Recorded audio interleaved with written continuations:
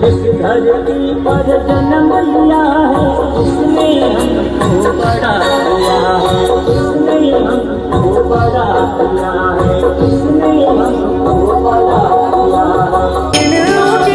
दिन भर आपने गुरु संभारा, वो कटोरे लगाई तेरी देर जी। नैनों के दिन भर आपने गुरु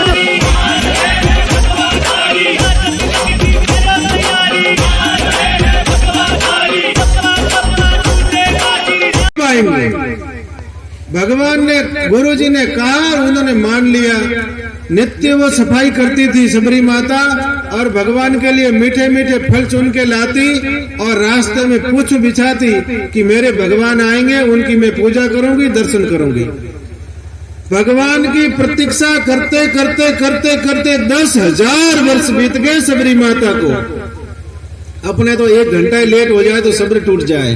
पता नहीं रथ यात्रा अभी आई नहीं, कहाँ रुके हुए होंगे, आया नहीं, कहाँ रुके हुए होंगे। सबरी माता 10,000 वर्ष तक प्रतीक्षा करती रही और भगवान राम उनके द्वार पर एक दिन आए। सुबह उठो, झाड़ू लगाओ, भगवान आएंगे मेरे घर पर। पानी भरो, मेरे भगवान के लिए भर रही हूँ। गैया को धुओ, मेरे भगवान के लिए धो रही हूँ। बिलोना करो, मेरे भगवान के लिए कर रही हूँ। झाड़ू लगाओ, मेरे भगवान के लिए लगा रही हूँ। भोजन बनाओ, मेरे भगवान के लिए बना रही हूँ। और जिमाओ तो आपके पति देवता आपके भगवान है, आपके सास ससुर आपके भगवान है, आपके बेटे आपके भगवान है। इस भाव रख के जिमाओ। भाव रखने में कोई कमी नहीं आती। भाव रखोगे तो सारा कार्य भगवत प्रीत्यर्थ हो जाएगा, भगवान के निमित्त हो जाएगा। अपने घर को स्वर्ग बनाना चाहती हो तो ऐसा घर में भाव रखो। भाइयों बैठी है, मुझे बच्चियों को देख के हृदय में बहुत प्रसन्नता होती है। ऐसा लगता है ये बच्चियां खूब संस्कारवान बने, ये बच्चियां खूब पढ़े लिखे, ये बच्चियां अपने जीवन को एकदम कांच की तरह उज्जवल रखती हुई अपने पिता के गौरव को बढ़ाए, ससुराल में जाए तो ससुर कुल के गौरव को बढ़ाए, अपना चरित्र उज्जवल रखें, अपने चरित्र में कहीं दाग न लगने दे। तो ये बच्चियां तो बहुत समाज के लिए बहुत कुछ कर सकती। आप पर भगवान का खूब आशीर्वाद रहेगा। आपको मन में रहना चाहिए कि मैं किन की बेटी हूँ। आपके मन में रहना चाहिए कि मैं किसकी पोती हूँ। अगर ये याद रहेगा मैं किसकी दोहित्री हूँ, ये याद रहेगा तो कभी भी कुसंस्कार में नहीं पड़ेंगे। अगर आपके चरित्र पर कभी दाग नहीं लगेगा, आपकी तरफ कोई आंख उठा के नहीं देख सकता। इसलिए उज्जवल चरित्र रखना, संस्कारवान रहना और खूब पढ़ना लिखना।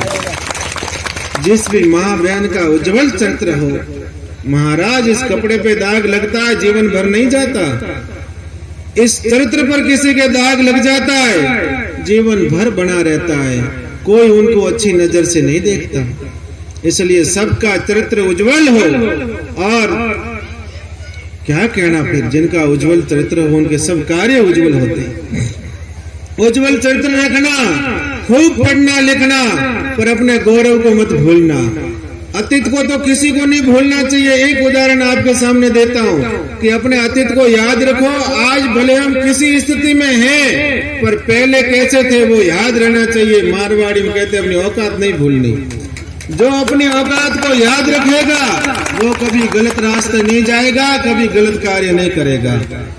एक सेठ थे, उनके खूब बड़ा व्यापार था। इतना बड़ा व्यापार कि कई मुनि उनके वहाँ काम कर रहे थे। बड़े व्यापार में चोरियां तो होती हैं, उनके व्यापार में चोरियां होने लगी। चोरियां होने लगी, ज्यादा मुनि थे, ज्यादा चोरियां करने लगे, व्यापार में घाटा होने लगा। जब व्यापार में घाटा होने लगा तो भगवान किसी न किसी को भेजते ही हैं। तो उनके वहां भी एक ईमानदार मुनिम जी आ गए। अब ईमानदार मुनिम आए तो उन्होंने चोरियां पकड़नी शुरू की और व्यापार में लाभ होने लग गया। ये समाज की रीत है। कोई अच्छा व्यक्ति आता है तो उसकी बराबरी नहीं कर सकते, पर गिराने का तो प्रयास करते ही है। अच्छे व्यक्ति को बदनाम कैसे करना, अच्छे व्यक्ति को गिराना कैसे, इनका बुरा कैसे लगे, वो प्रयास हम सब करते हैं। समाज की है, भाव ही रहता है ऐसा। कभी की उन्नति देखना पसंद नहीं करते। कोई उन्नति पे शिखर पे आगे बढ़ता है तो उनके सारा न बने तो कांटा जरूर बिछाने काम करेंगे। कांटा बिछाएंगे कब? क्यों खोदे रे खाडो तो जाने दूजो पड़सी आसी थारे आडो। क्यों खोदे रे खाडो? किसी के लिए हम खड्डा खोद देंगे, दूसरा आगे पड़ेगा, वो तो पड़े नहीं पड़े, पर वही खड्डे में हम ही गिरने वाले। तो जैसे मुनीम जी आए, व्यापार में लाभ होने लगा तो दूसरे मुनीम ईर्ष्या करने लगे। बेटा इसके आने से हमारा ऐसा हो गया, हमारा वैसा हो गया, ऐसी बात करने लग गए। पर सेठ ने उस पर विश्वास किया। धीरे धीरे उस मुनीम को मुख्य मैनेजर बना दिया। मुख्य मैनेजर बना दिया। अब तो ईर्ष्या का खूब होनी है। हमारे से पीछे आया ना आगे कैसे बढ़ गया? उसके भाग्य में लिखा हुआ था बढ़ गया। हम भी ऐसा ही करते हैं। कोई छोटा आदमी होता है या छोटा व्यापार होता है, बाद में बड़ा व्यापार हो जाता है तो हमारे से पीछे आया ना आगे कैसे बढ़ गया, हमारे से छोटा था आगे कैसे बढ़ गया। भाव ये रखना चाहिए कि अच्छा हुआ कोई हमारा ही आगे बढ़ा है, ये भाव रखना चाहिए। पर ऐसा भाव रखा नहीं। उन मुनिमों ने उसको गिराने का प्रयास किया, पर सेठ ने उस पर विश्वास किया। एक दिन आया, उस मुनिमों ने सबने मिलके कहा कि आप तो हमारी बात मानते हो नहीं, उसकी बात मानते हो। और तो वो तो कितना बड़ा घोटाला करता है, शाम को 1-2 घंटा अकेला ही रहता है उसके कमरे में। आप जाके कमरा खुलवा दो, सारी पोल खुल जाएगी, कितना घोटाला करता है। हमारे पे तो अविश्वास करते हो, उस पर विश्वास करते हो। ऐसा कह करके सेठ को तैयार किया। और वे लोग एक दिन शाम का समय था, संध्या के बाद में रोज वो 1 घंटा अकेला रहता था। उस समय किसी से नहीं मिलता था, अंदर से अपने कमरे का दरवाजा बंद रखता था। अब सेठ को लेकर के सारे लोग वहां पहुंचे। अब उनको कहा दरवाजा खोलो, दरवाजा खोलो। उसने दरवाजा खोला नहीं। बोले देखो हम आपको सही कह रहे थे, ये गड़बड़ कर रहा था इसलिए दरवाजा नहीं खोल रहा है। बहुत प्रयास किया, उसको लगा कि दरवाजा टूट जाएगा। तब उसने दरवाजा खोला और एक टूटा फूटा एक बक्सा रखा था, उसी के ऊपर जाके वो बैठ गया। मुनिमों दूसरे साथियों ने कहा देखो सेठ जी इसी में इसके कुछ रखा हुआ है, इसलिए ऊपर बैठ गया ये। उन्होंने खींच के ऊपर को हटाया और उस पेटी को खोला। टूटी हुई पेटी थी लोहे की, उसमें क्या चीज निकली वो सबको याद रखनी चाहिए। उसमें फटा हुआ साफा था, फटा हुआ या कुर्ता था, फटी हुई धोती थी और फटे हुए जूते थे। सेठ ने उनको पूछा कि टूटा हुआ बक्सा, उसमें फटा हुआ साफा, फटा हुआ कुर्ता, फटे हुई धोती, फटे हुए जूते, इसमें रख के इसके ऊपर बैठने का राज क्या है, कारण क्या है कि ये सब है? उसने कहा कि सेठ जी मैं जिस दिन आपके पास आया था यही कपड़े पहन कर आया था और यही बक्सा लेकर के आया था। आज आपने मुझे ऊंच पद पर बैठा दिया है, कहीं मेरे अहंकार ना आ जाए, कहीं मैं अपने आप पहले क्या था ये भूल न जाऊं, इसलिए प्रतिदिन इसको 1 घंटा शाम को पहनता हूं। पहन के इसको रहता हूं तो मैं अपनी औकात नहीं भूलूंगा, मुझे अपनी औकात याद रहेगी। जिसको अपनी औकात याद रहती है वो कभी गलती नहीं करता, इसलिए अपनी औकात याद रहनी चाहिए कि हम क्या है। सजनों, बालिकाओं, माता बहनों, अपने घर में जो भोजन बनाती हो उसका भगवान को भोग लगाओ। एक एक घर में गौ माता रखो। आपको भैंस का दूध गाढ़ा चाहिए, ज्यादा चाहिए तो वो बाजार में बेच दो। अपने बच्चों को भैंस का घी दूध मत खिलाओ अगर अपना उज्जवल भविष्य चाहते हो तो आपको सत्कार्य का भी फल नहीं मिलेगा। सबसे पहले आपके घर में चलते फिरते कोई भगवान है तो आपके माता पिता है। माता पिता से शरीर मिला है, इस शरीर से माता पिता का कर्जा नहीं उतार सकते। भगवान भी अपने माता पिता का कर्जा नहीं उतार सकते। अपने चमड़े की जूती बनाकर माता पिता को पहना दे तो भी माता पिता का कर्जा नहीं उतरता है। एक पिता का अपने ऊपर 100 गुना कर्जा है तो एक माँ का अपने ऊपर 1000 गुना कर्जा है, 1000 गुना। माँ का कर्जा कौन उतार सके? माँ कहते हृदय भरता है, माँ कहते मुंह भरता है। आपने देखा होगा काका जी को सब काका जी कहेंगे, पिताजी को पिताजी कहेंगे, काकी को काकी जी कहेंगे, ओ काकी कहेंगे, ए काकी कोई नहीं कहेगा। भाभी जी को भी ओ भाभी जी कहेंगे, पर माँ को सब ए माँ कहते हैं, चाहे अपने से कितनी माँ बड़ी है पर सब ए माँ कह करके बुलाते हैं। तो यहाँ तो भगवान को तोकारा दे के बुलाया जाता है, यहाँ फिर माँ को तोकारा दे के बुलाया जाता है। माँ और भगवान की बराबरी संसार में कौन कर सकता है? कौन कर सके माँ की बराबरी? संसार में कोई नहीं कर सकता। इसलिए माँ की आंख में कभी आंसू मत आने देना। माँ तो आपको कभी श्राप नहीं देगी, माँ कभी आपको दुशासिस नहीं देगी। आप भले उनकी सेवा नहीं करोगे तो भी माँ कहेगी हम तो जैसे रहते ऐसे रहे, पर मेरा बेटा सुखी रहे। ये भगवान कर सकते हैं और माँ कर सकती, दूसरा कोई नहीं कर सकता। एक पिता अपने पुत्र को योग्य बनाने के लिए कितना परिश्रम करते हैं। आप सब खेती करते हो, आपका जीवन ऋषि जैसा जीवन है। आपके खेती में कितने लोगों का भाग होता है। आप जब बीज डालते हो तब से जीव जंतु खाने लग जाते हैं, जब फसल पकती है तब तक सारे जीव जंतु खाते हैं। आपके खेत में सब्जी बोई हुई हो, कोई व्यक्ति आएगा तो आप हर किसी को सहज दे दोगे, और दुकानदार के पास में 1 रुपया की माचिस मांग लो, फ्री में आपको नहीं देगा। आपका ऋषि जीवन, आप कितनी तपस्या करते हो। आप अपने बेटे को योग्य बनाने के लिए रात भर उजागरा करते होंगे, फुहारे बदलने ठंडी में, वो भी रात में जाके। आप ऐसा सोचते हो कि मैं तो जैसे भी रहूं पर मेरा बेटा सुखी रहे। ये पिता और माता ही कर सकते हो और संसार में कोई नहीं कर सकता। सज्जनों, अगर ऐसे माता पिता दुखी होंगे तो क्या हम सुखी हो सकते हैं?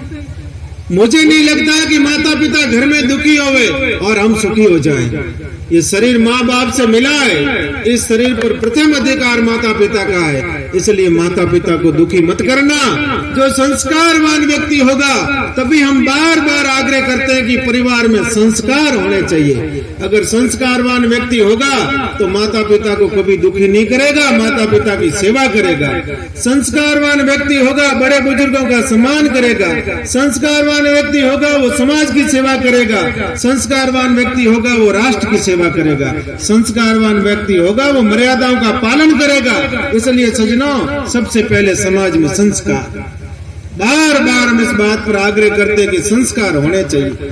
बैठने उठने का भी संस्कार है। बैठना उठना कैसे, खाना पीना कैसे, चलना फिरना कैसे, बोलना कैसे। चुप हो जाते हैं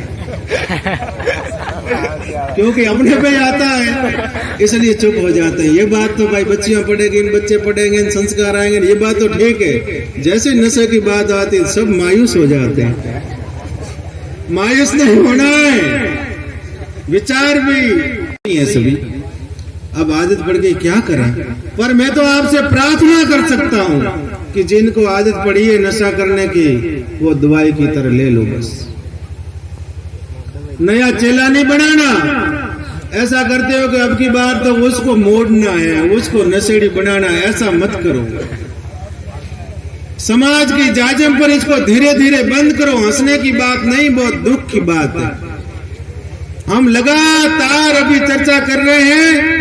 एक आप सभी लोग विराजे हो, सभी गांवों से भी पधारे हो, सभी अगुआ लोग विराजे हो, सभी समाज के पंच लोग इस सभा में विराजमान है। मैं आपका बालक होने के नाते आपसे प्रार्थना कर रहा हूँ कि आप इसको समाज की जाजम पर बंद कर दो। कहीं रात्रि जागरण होवे, वहाँ पर लाख रुपए का खर्चा होता है, 50,000 का भोजन प्रसाद और 50,000 का अफीम डोडा बीड़ी। कहीं सामाजिक कार्यक्रम होता है, आधा खर्चा अफीम डोडा बीड़ी, आधा खर्चा आप भोजन में करते हो। थोड़ा विचार करो कि जो पैसा हम नशा में बर्बाद कर रहे हैं, उस पैसों को आप मुझे दे देना। पहले तो आपके पास में लेने वाला नहीं होगा और कोई लगाने वाला नहीं होगा, अब आप मुझे देना। उस नशा का पैसों से जो आप नशा का पैसा बचाओगे, उस पैसों को मैं शिक्षा में लगाऊंगा। मैं संस्कारवान बच्चियों को संस्कारवान बनाने का कार्य करूंगा, बच्चों को संस्कार युक्त शिक्षा देने का कार्य करूंगा। और अगर ऐसा पैसा बचाकर आप मुझे दे दोगे, आपको विश्वास दिला सकता हूं, वर्ष में 10-20 सरकारी उच्च स्तर के कर्मचारी निकालेंगे। 4-5 IAS IPS न निकले तो पढ़ाया ही क्या। पर वो विचार नहीं करते हैं, केवल घोंट घोंट के पीना ही सीखे बस, और कुछ नहीं। बस यही घोंट घोंट के पीना है, डोडा छान छान के पीना है, अफीम को भी रुई से छानते हैं। एक दिन हम कहीं थे तो देखा तो रुई रखी हुई, नीचे वो पानी गिर रहा है। मैंने कहा क्यों छान रहे हो? बोले इसमें कचरा आता है।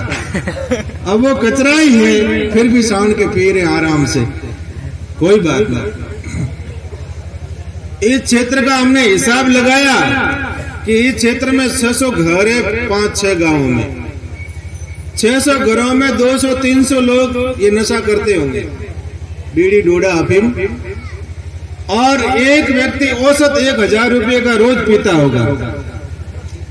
रोज 3 लाख रुपए का नशे में पैसा बर्बाद हो जाता एक परगने में। ऐसे अगर सारी तहसीलों का हिसाब लगावे, मान लो जोधपुर संभाग की सारी तहसीलों का, कितना बड़ा रुपया नशे में बर्बाद हो जाता है। न उससे पुण्य मिलता है और न किसी का भला होता है। 10-11 करोड़ रुपया एक वर्ष का बर्बाद हो जाता है, एक वर्ष का, और वो भी सहज हंसते हंसते। उसमें से 1/4 रुपया भी मुझे बचा के दे दो, बढ़िया काम करके न दिखाऊं तो आप कहना। सज्जनों, जिन लोगों को आदत पड़ी है, अब आज इस सभा में प्रण करके जाएंगे कि मैं उसको दवाई की तरह लूंगा और नया चेला नहीं बनाऊंगा। आपके समाज के प्रति बहुत बड़ी सेवा हो जाएगी, बहुत बड़ी सेवा। यह काम करिएगा। और नई युवा तरुणाई बैठी है, उनसे मेरा निवेदन है, कोई भी इस गंदगी में पड़ना ही मत, इस गंदगी से दूर ही रहना।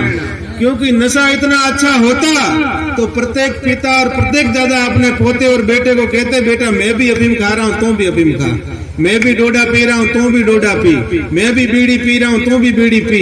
पर कोई नहीं कहते हैं कि बेटा हम तो दुखी है, आदत पड़ गई, पर तुम इनसे दूर रहना। एक और गंदी बीमारी आई है इसमें जैसी बीमारी अभी यहाँ खूब चल रही है। उसमें युवा लड़के पढ़ते हैं, जो भी पढ़ गया उसका घर बर्बाद हो गया। इसलिए स्मैक वालों से तो एकदम दूर रहना। भगवान ने कृपा करके मनुष्य का शरीर दिया है, और अगर ऐसे बर्बाद कर दोगे दोबारा मनुष्य नहीं बनाएंगे भगवान। फिर आपको इसी गली का ऊंट, गधा, कुत्ता, बिल्ली, चूहा, भटोंदरी और क्या क्या बन के यही घूमना पड़ेगा। भाई मेरी बात नहीं है, शास्त्र की बात है। शास्त्र कहता है कि मनुष्य शरीर का कोई दुरुपयोग करता है, उसको उसी गली का ये बनना पड़ता है। फिर भगवान आपको अगर सदमति दे दे और आपको पुरानी याद आ जाए कि मेरा ही घर था, अंदर जाने का प्रयास करोगे तो आपका ही बेटा डंडा लेके खड़ा रहेगा सामने, दम दे के जमाएगा डंडा, दे बाहर। इसलिए इस मनुष्य शरीर का दुरुपयोग मत करो, सदुपयोग करो। तो नशा पता से दूर रहो। एक और गंदा नशा इस क्षेत्र में चलता है जी, उसकी हमको चिंता हुई सबसे ज्यादा। जितनी बीड़ी डोडा से नहीं हुई, अफीम से नहीं हुई, उसकी चिंता हुई। जिनके था उन्होंने तो बेचारों ने छोड़ दिया। और ऐसा पवित्र कुल, जिस कुल में जन्म लेने के लिए भी देवता भगवान से प्रार्थना करते होंगे, ऐसा मानव का कुल, वो भी सनातन हिंदू के घर में जन्म, उसके बाद भी कुमार जैसे पवित्र कुल में जन्म। कहते हैं कि पहले कोई साधु आता, वो भी गांव में पूछता कि कुमार का घर है क्या, वहाँ रुकेंगे, पानी पिएंगे और प्रसाद पाएंगे, पवित्र प्रसाद। उस घर में ये बोतल कहाँ से आ गया, उस घरों में आई कहां से ये बीमारी। ऐसे पवित्र घरों में सज्जनों, आप सभी गांवों के विराजे हो, ये कहने की बात नहीं है, बहुत दुख की बात। जिन जिन को लगी हो त्याग देना, आपका भला हो जाएगा। जिसके घर में ये आती है सब कुछ ले जाती, कुछ भी नहीं रखती है। उनके घर का चरित्र गया, उनके घर का सदाचार गया, उनके घर से देवता गए, उनके घर से भगवान गए, उनके घर से संपत्ति गई, उनके घर से सदमति गई, उनके वहां से सब कुछ चला जाएगा, कुछ भी नहीं रहेगा। अगर आने वाली पीढ़ी का भला चाहते हो और अपना भला चाहते हो, ये बार बार इसलिए कहना पड़ता है कि बार बार कहेंगे तो कभी न कभी तो चोट लगेगी, कभी न कभी तो चोट लगेगी। इसलिए बार बार निवेदन करते हैं कि इस बोतल से दूर हो जाओ, इस बोतल से दूर हो जाओ। उसके घर की माताएं रोती है, उनके घर के बच्चे दुखी होते हैं, उनके घर के माता पिता दुखी होते हैं। अगर आप माता पिता का भला चाहते हो, आने वाली पीढ़ी का भला चाहते हो, समाज का भला चाहते हो, इस बोतल से दूर हो जाइए। ब्रह्म हत्या का प्रायश्चित है। कोई से भूल से गो हत्या हो जाती है, उसका भी गंगा जी चले जाए और वहाँ विधि करा दे, उसका भी प्रायश्चित है। गर्भ हत्या हो जाए भूल से, उसका भी प्रायश्चित है। पर शराब पीने वाले का तो प्रायश्चित